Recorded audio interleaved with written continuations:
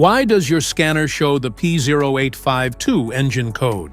What does it mean? P0852 is a diagnostic trouble code for park or neutral switch input circuit high.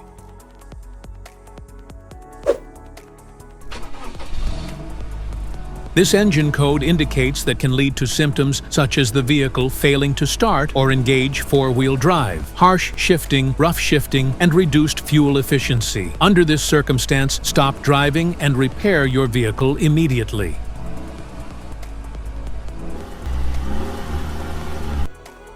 So, what causes this imbalance? Here are the most common culprits. This error can be caused by these possible faults in your vehicle. Faulty park/neutral switch, wiring issues, loose connections, misadjusted or misfitted sensor, PCM failure.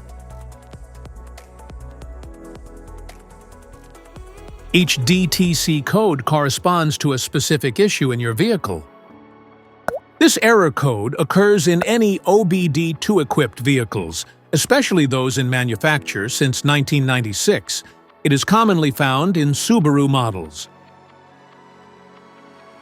If you want to fix this error code, let us know in the comments section.